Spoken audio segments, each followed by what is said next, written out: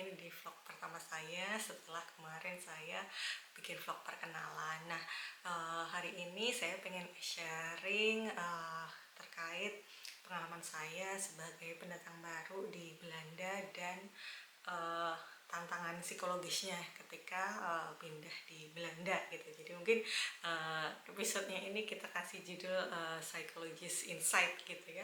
Insight saya sebagai seorang psikolog, dan di saat yang bersamaan saya juga sebagai migran atau pendatang baru di Belanda. Nah, sebetulnya istilah migran atau imigran seringkali digunakan untuk orang-orang yang misalnya pindah dari negara yang mungkin ada perang gitu, atau daerah-daerah yang beresiko, kemudian pindah ke wilayah yang lain gitu ya, yang lebih aman. Nah, sebetulnya kalau menurut panduan dari WHO gitu, imigran itu tidak dibatasi, atau migran tidak dibatasi hanya pada mereka yang pindah ke negara lain karena faktor keamanan gitu ya.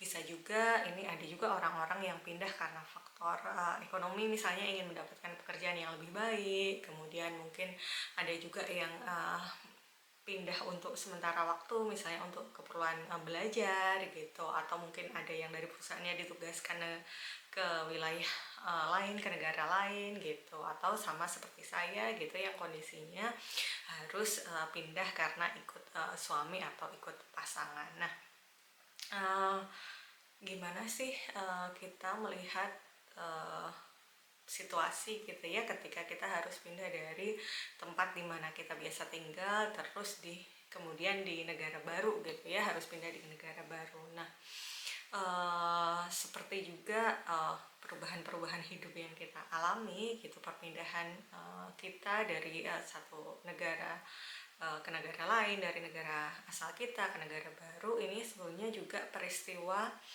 besar yang dialami dalam kehidupan gitu ya.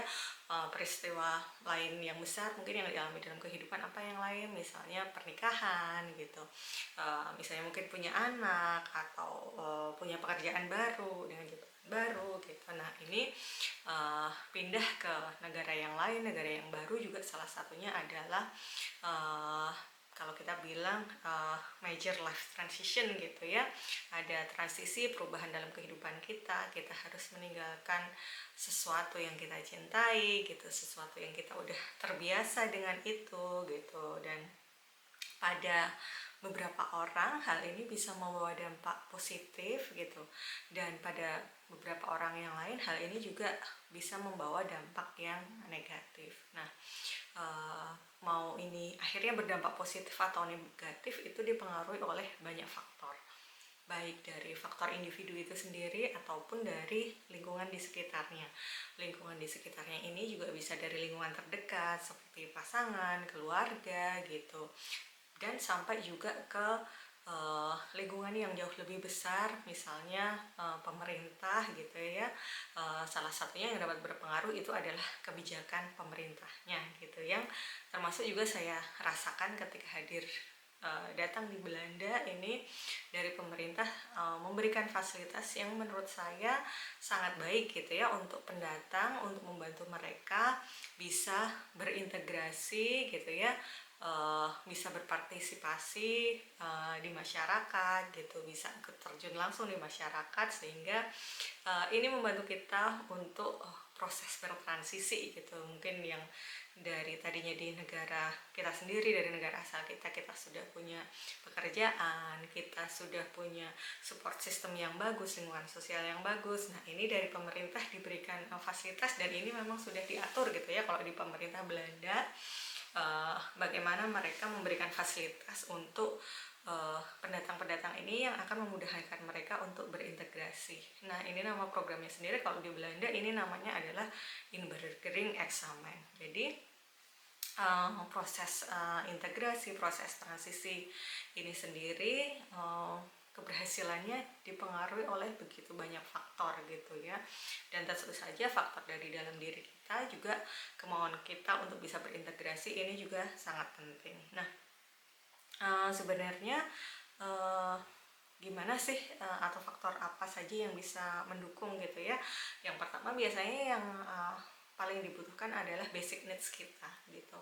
Apakah kebutuhan kita akan makanan misalnya terpenuhi, kemudian secara finansial apakah kita juga bisa terpenuhi gitu. Kemudian ketika kita menghadapi tantangan tertentu gitu ya, apakah ada fasilitas misalnya fasilitas kesehatan mental gitu ya untuk konseling misalnya seperti itu. Kemudian potensi-potensi lain misalnya ada yang juga berasal dari negara yang negara perang gitu ya, negara konflik, itu apakah mereka ada trauma tersendiri sebelum pindah atau sebelum tiba di negara tujuannya.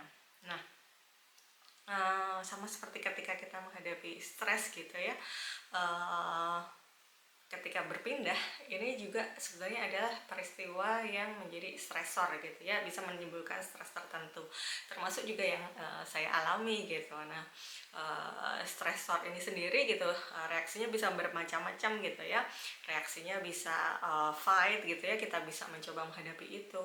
Ada yang flight atau menghindar gitu ya. Mungkin kalau yang lagi kalau contoh sederhananya misalnya kita lagi stres mau ujian gitu, gimana kalau kita menghindar? Kita menghindari malah kita nggak belajar, kita nggak datang ujian misalnya seperti itu gitu. Nah, yang lainnya apa, freeze gitu ya. Reaksi yang lain terhadap stres itu adalah freeze, artinya kita tidak bisa bereaksi gitu ya, kita bingung harus bereaksi seperti apa. Nah, kalau saya sendiri, stresor pertama saya ketika di Belanda adalah perubahan aktivitas yang sangat uh, berbeda 180 derajat gitu ya. Perbedaannya seperti apa? Nah, ketika sebelum saya berangkat ke Belanda itu saya bekerja full time gitu ya, dari jam 7:30 sampai 4:30 itu saya bekerja full time gitu. Dan saya mengundurkan diri dari pekerjaan saya yang 9 to 5 itu. Setelah itu kurang lebih 2 minggu kemudian saya berangkat ke Belanda, sehingga ketika tiba di Belanda saya benar-benar kehilangan rutinitas itu gitu ya.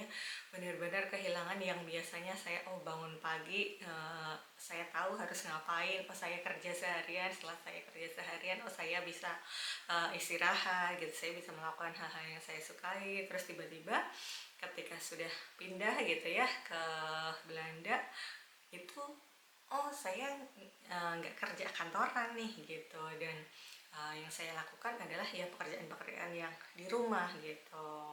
Nah, pada saat itu salah satu hal yang membuat saya merasa cukup beruntung, yang pertama adalah ketika pertama kali saya tiba di Belanda itu oleh suami. Di 1 minggu pertama itu saya diajak jalan-jalan gitu sama suami, sehingga di 1 minggu itu merasakan happy gitu ya, meskipun pada saat itu juga lumayan agak ada stresornya juga, karena di Indonesia kan kita nggak biasa aktivitas fisik gitu ya, nggak biasa jalan kaki, maksudnya aktivitas fisiknya nggak biasa jalan kaki dalam jarak yang jauh. Dan itu selama 1 minggu pertama itu betul-betul setiap hari, hampir setiap hari jalan-jalan dan banyak jalan kakinya. Nah itu ada kenangan happy-nya gitu, ada kenangan yang oke, lumayan bikin stres juga gitu, karena ya membiasakan diri untuk aktivitas dengan jalan kaki, mau kemana-mana ada jalan kakinya. Nah selain itu apa, selain yang pertama tadi kehilangan aktivitas rutin saya gitu ya, yang sebelumnya kerja rutin, apa namanya, waktu saya udah jelas dihabiskan untuk apa saja gitu. Yang kedua, selain sebagai bentuk aktivitas ketika bekerja itu kan dapat uang gitu ya, kita bisa menggunakan saya gitu ya, bisa menggunakan uang itu untuk keperluan saya sehari-hari gitu, untuk melakukan apapun yang saya suka dengan uangnya. Saya bisa manage sesuai dengan preferensi saya gitu. Nah kebetulan ketika di Belanda gitu kan, saya nggak ada income yang itu dari hasil bekerja saya gitu, yang saya bisa gunakan sesuai dengan keinginan saya. Nah sebenarnya semua yang ada di sini itu saya disupport sama suami saya gitu, secara finansial, secara hal-hal yang lain. Misalnya ketika saya harus kursus bahasa Belanda itu sangat disupport sama suami. Tapi karena kebiasaan saya gitu ya, terbiasa bekerja gitu menggunakan uang saya sendiri. Ketika ini uangnya bukan dihasilkan dari hasil usaha saya sendiri gitu ya, ada perasaan ya nggak biasa gitu, nggak biasa karena biasanya pakai uang sendiri gitu. Nah, kemudian selain yang hal-hal dipengaruhi faktor pekerjaan, tentunya juga saya di sini jadi kehilangan teman gitu ya, meskipun yang sangat beruntung juga gitu di zaman sekarang kita sangat dimudahkan oleh uh, fasilitas-fasilitas dari media sosial gitu ya. Kita bisa menggunakan aplikasi chat di handphone, kita bisa menggunakan media sosial yang bisa membuat saya terhubung dengan teman-teman saya yang lain. Dan pada kenyataannya juga gitu, dulu ketika di Indonesia pun gitu saya uh, nggak terlalu sering juga ketemu langsung tatap muka dengan teman-teman saya, tapi adanya rasa kedekatan gitu ya, merasa bahwa oh kalau mau ketemu dengan teman itu akan gampang, itu juga ternyata berpengaruh gitu, ternyata secara emosional gitu, ketika kita tahu oh saya jauh ya gitu dari teman-teman saya gitu, oh kalau mau hangout gitu susah, nah itu juga ternyata berpengaruh. Nah, uh, di sisi lain gitu ya, ketika saya tiba di Belanda gitu, sebetulnya sebelum berangkat itu suami sudah sangat memberikan edukasi gitu ya, memberikan persiapan bagi saya. Oh, apa namanya, sebelum ke Belanda situasi di Belanda seperti ini gitu. Oh, di Belanda itu cuacanya sering berubah dan lebih sering dingin gitu. Nah, ini selain diinformasikan oleh suami saya gitu sebelum berangkat pun gitu, untuk saya yang punya pasangan yang berkewarganegaraan Belanda, saya juga diwajibkan untuk ujian bahasa dan ujian pengetahuan Belanda sebelum berangkat ke sini. Jadi di ujian pengetahuan Belanda pun itu materi-materinya sebenarnya juga sudah dijelaskan gitu, bahwa di Belanda itu negara yang lebih sering hujan gitu ya. Mereka bilangnya basah gitu ya, dibandingkan keringnya lebih banyak basahnya, lebih banyak hujannya gitu, sehingga oh ya kurang lebih sudah terbayang gitu. Nah, tapi meskipun sudah diinformasikan gitu, ternyata ketika mengalami sendiri itu adalah hal yang berbeda. Ketika mengalami sendiri, oh situasinya seperti ini, ternyata oh dinginnya tuh kayak gini loh gitu, oh dinginnya ternyata bisa sampai berhari-hari gitu ya, terus suasana gelapnya kalau pas musim dingin itu bisa lama sekali gitu. Nah ini yang berbeda gitu, ini yang berbeda bahwa meskipun secara pengetahuan gitu kita tahu, tapi ketika mengalami sendiri ini menjadi suatu hal yang berbeda. Nah, uh, seperti yang saya sampaikan tadi gitu, bahwa pengalaman kita gitu ketika kita menjadi migran, ketika kita menjadi pendatang di negara yang baru gitu, ada banyak faktor yang berpengaruh gitu. Uh, Selain faktor dari dalam diri kita gitu, seperti saya tadi gitu, mempersiapkan diri dengan pengetahuan gitu ya, oh apa yang akan saya hadapi di Belanda, oh apakah saya akan bisa bekerja lagi sesuai dengan profesi saya, oh apakah saya perlu belajar menguasai lagi bahasanya, bahasa setempat, atau saya sudah cukup bisa bahasanya. Misalnya kalau perginya misalnya ke negara yang bahasa resminya adalah dengan menggunakan bahasa Inggris gitu, tentunya mungkin kalau yang sudah bisa bahasa Inggris ini tidak perlu dilakukan lagi, misalnya nggak perlu belajar lagi. Nah, selain tadi faktor dari dalam diri, juga ada faktor dari luar diri kita, dari faktor terdekat gitu ya. Kalau dari teori psikologi, ini ada salah satu teori gitu yang biasanya kita lihat adalah teori dari Brenner gitu ya, terkait mikrosistem, mesosistem, ekosistem, makrosistem gitu. Nah, mikrosistem ini misalnya apa? Misalnya mikrosistem ini adalah yang ada terdekat dengan kita gitu ya. Misalnya keluarga kita, teman-teman kita gitu. Terus misalnya penyedia layanan kesehatan kita yang terdekat dengan kita ini, kalau di sini dibilangnya HISART, kalau di Indonesia mungkin dokter keluarga atau puskesmas ya, sebagai pemberi layanan kesehatan di tingkat pertama gitu. Nah, kalau mungkin di Belanda gitu ya, salah satu hal yang positifnya adalah di sini memang semuanya sudah serba teratur gitu. Ketika pertama kali tiba di Belanda, itu sudah ada alurnya. Oh, saya harus mendaftarkan diri kemana, ke imigrasi gitu. Setelah ke imigrasi, saya harus mengurus kependudukan saya, pendaftaran kependudukan saya. Setelah itu, setelah mendaftarkan kependudukan, saya perlu mendaftarkan diri ke dokter keluarga yang terdekat itu tadi. Jika kita butuh periksa, itu kita sudah tahu, dan betul-betul di sini diatur gitu ya, terkait hal-hal itu tadi. Nah, yang kedua gitu, saya juga sangat terbantu gitu ya, terkait dengan dukungan sosial ini tadi, karena di sini suami sudah mengikuti komunitas Indonesia gitu, komunitas Muslim di sini. Sehingga ini juga memudahkan saya gitu, membantu saya untuk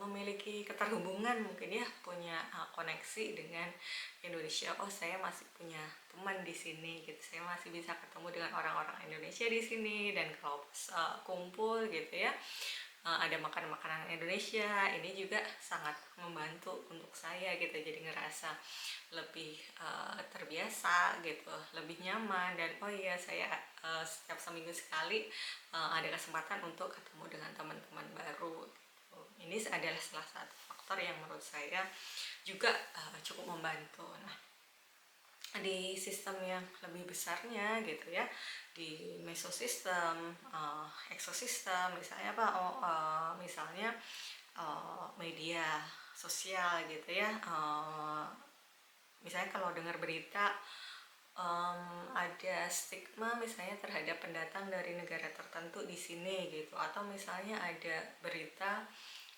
terjadi ada perilaku rasis dari orang-orang tertentu misalnya terhadap sesama orang Indonesia, tentu itu juga jadi faktor tersendiri. Tapi kebetulan memang saya tidak pernah mengalami hal tersebut gitu ya, nggak pernah mengalami yang namanya perilaku rasis gitu, alhamdulillah sampai dengan saat ini nggak pernah mengalami, sehingga ya mudah-mudahan sampai ke depan juga hal ini tidak terjadi. Karena mungkin menurut saya tinggal di Belanda juga cukup beruntung, karena cukup banyak komunitas Muslim di sini. Yang saya lihat itu ada komunitas Muslim, orang-orang Turki, orang-orang Maroko itu cukup banyak, sehingga kalau kita pakai kerudung itu tidak terlalu mencolok, tidak terlalu berbeda dibandingkan orang-orang gitu. Kita bisa dengan gampang ketemu orang yang pakai kerudung di Belanda gitu. Jadi itu juga salah satu faktor yang membuat saya nyaman gitu ya.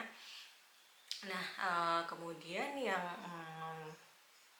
saya bilang tadi, yang saya ceritakan adalah fasilitas dari pemerintah untuk para pendatang gitu ya, baik pendatang yang seperti saya ataupun pendatang-pendatang yang sebagai imigran dari daerah atau negara yang rawan konflik. Nah, di sini gitu, ketika saya pertama kali datang gitu, ketika saya sudah mengurus semua persyaratan dokumen saya, sudah mengurus pendaftaran kependudukan saya di sini, itu langsung ada surat gitu ya, surat yang intinya disampaikan bahwa saya harus mengikuti proses integrasi di Belanda. Dan untuk proses integrasi ini sendiri memang sudah diatur di peraturan mereka gitu ya, sudah ada dari peraturan dari negara Belanda, tahap-tahapnya seperti apa gitu. Dan kalau di sini dibilangnya ini inburgering gitu ya, atau integrasi. Jadi proses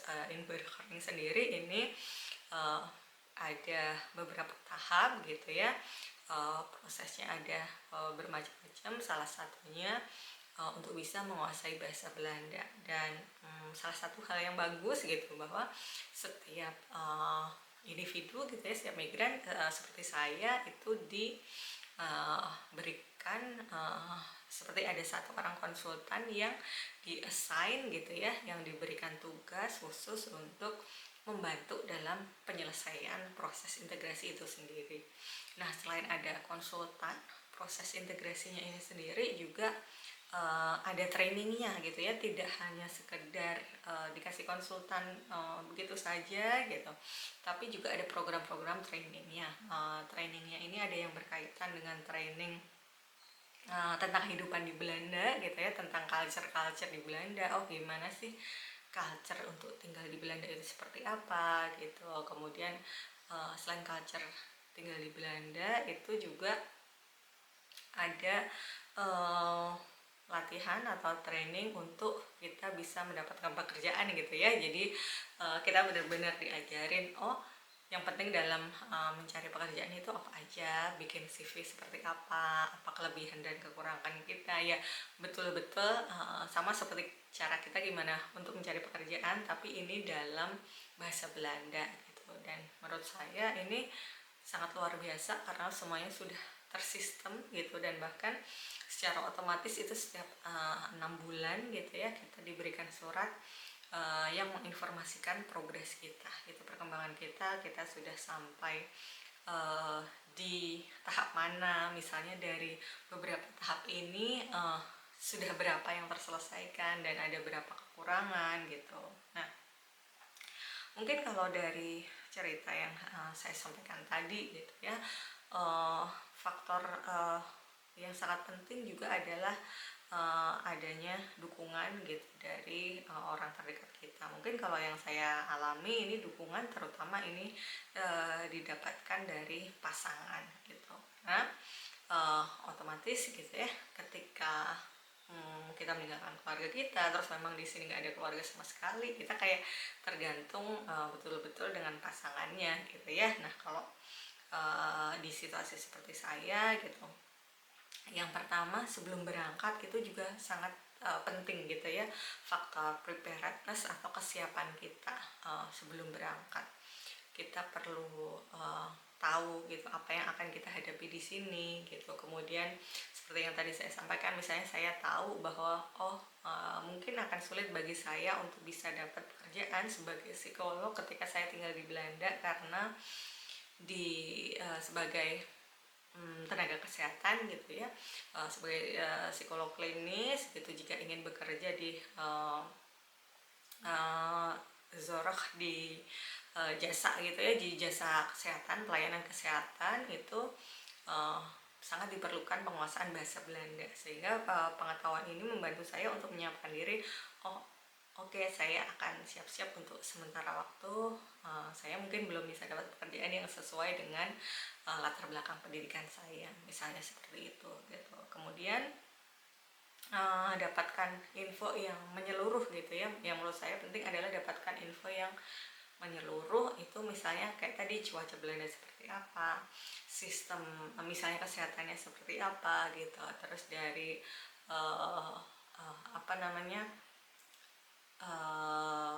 sistem pendidikan, misalnya jika ada yang ingin melanjutkan studi, atau kalau misalnya punya pekerjaan tertentu, apakah pekerjaannya ini dibutuhkan seperti sertifikasi gitu ya, atau seperti lisensi, apakah saya bisa bekerja dengan bidang yang sama gitu, kalau bisa syarat apa yang saja yang diperlukan. Nah, itu juga penting gitu. Kemudian kayak tadi gitu, ketika sudah tahu info tadi, otomatis kita jadi tahu hal apa saja gitu ya yang akan kita alami.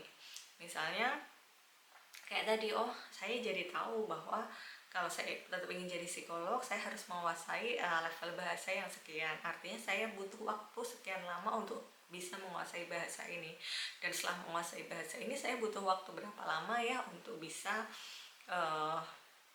berkomunikasi sesuai dengan yang diperlukan untuk bekerja di bidang psikologi misalnya gitu. Kalaupun saya udah bisa ngomong, tapi saya bisa nggak sih gitu konseling dalam bahasa Belanda misalnya, seperti itu gitu. Nah, kemudian juga faktor-faktor lain seperti kondisi tempat tinggal misalnya, faktor sosial ekonomi gitu. Nah, Ini mungkin situasinya setiap orang bisa jadi berbeda. Misalnya seperti pelajar gitu ya, mungkin kalau pelajar dari Indonesia harus ke Belanda untuk studi, mungkin dia sebelum berangkat ke Belandanya dia harus cari tempat tinggal dulu gitu.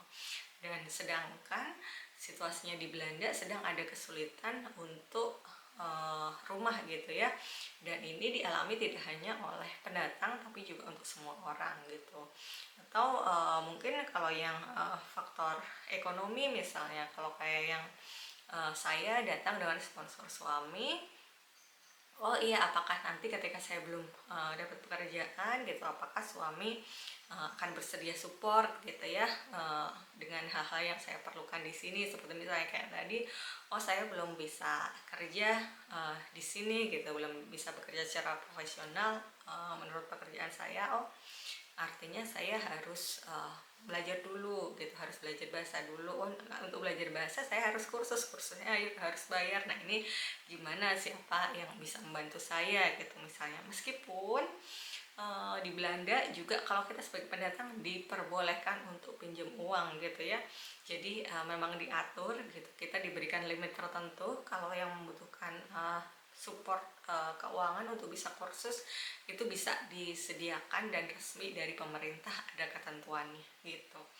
Nah, ini juga faktor-faktor yang bisa jadi dipertimbangkan atau bisa membantu kita untuk mengurangi stresor ketika sudah pindah ke negara tujuan gitu. Jadi itu tadi perlu dipertimbangkan faktor-faktor yang bisa menjadi faktor protektif atau yang akan membantu kita untuk mengatasi stresor gitu. Nah, setelah pindah gitu ya, jadi waktu itu saya pindah itu bulan September 2022. Setelah pindah, challenge yang saya alami tidak hanya soal pindah, kemudian tadi kehilangan pekerjaan gitu ya, kehilangan rutinitas aktivitas sehari-hari, namun juga penyesuaian karena baru menikah dengan pasangan. Jadi saya menikahnya di bulan Maret 2022, terus bareng dengan suami hanya waktu itu 2 minggu, terus suami kan kembali ke Belanda gitu ya.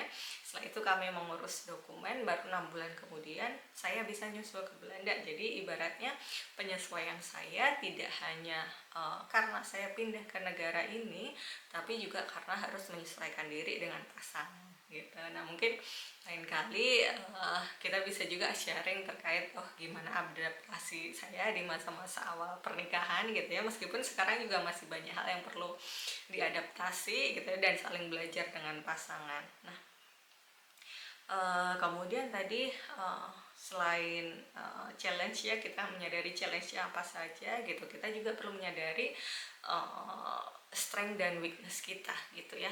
Kita tahu, misalnya saya kalau sudah punya tujuan gitu, saya akan berusaha gitu, saya bisa merencanakan gimana caranya biar bisa mencapai tujuan saya itu. Kemudian weakness saya apa, misalnya weakness saya agak kurang disiplin misalnya, seperti itu, gimana caranya biar ini bisa teratasi gitu. Kalau mungkin di diri saya sendiri gitu ya, saya biasanya termotivasi dengan tujuan akhir gitu ya, goalnya apa gitu. Saya biasanya ketika udah ada goal yang spesifik gitu, ada timeline yang spesifik, saya akan lebih termotivasi gitu ya. Kalau sekarang apa motivasi saya? Motivasi saya menyelesaikan Inburgering karena diberikan waktu 3 tahun sampai 2025. Ya, motivasi saya untuk bisa menyelesaikan Inburgering ini sebelum 2025. Bahkan kalau bisa sebelumnya gitu ya.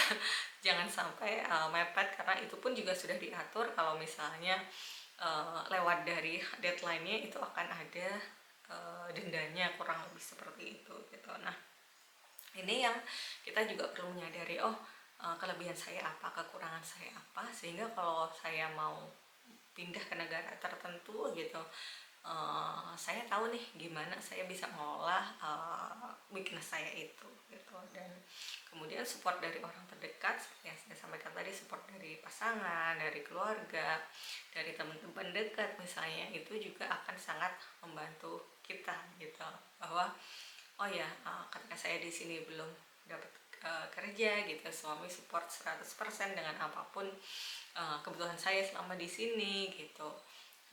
dengan support secara emosional juga gitu. Misalnya saya lagi ada kekhawatiran gitu ya, mau ujian, misalnya mau ujian bahasa, saya lagi banyak khawatir, oh nanti kalau nggak lulus gimana gitu, kalau saya nilainya kurang gimana gitu, ada banyak kekhawatiran. Itu juga suami sama memberikan support gitu.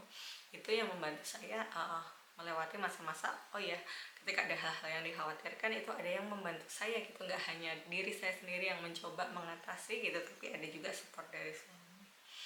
Nah, kemudian yang berikutnya apa, yang berikutnya yang bisa membantu saya adalah dukungan sosial gitu, dari salah satunya tadi dari teman-teman yang dari Indonesia gitu. Ketika tahu ada beberapa teman juga yang sedang studi di Belanda gitu, saya juga biasanya ngobrol gitu dengan mereka, mungkin janjian sesekali gitu. Atau juga yang paling mudah dan paling sering saya lakukan adalah biasanya kalau ada teman-teman baik yang di Indonesia atau di Belanda itu mereka posting story gitu ya di aplikasi media sosial, posting sesuatu gitu, saya komen gitu. Setelah komen akhirnya jadi ngobrol, sehingga saya tidak merasa kehilangan akan ya momen-momen ngobrol bareng teman tuh.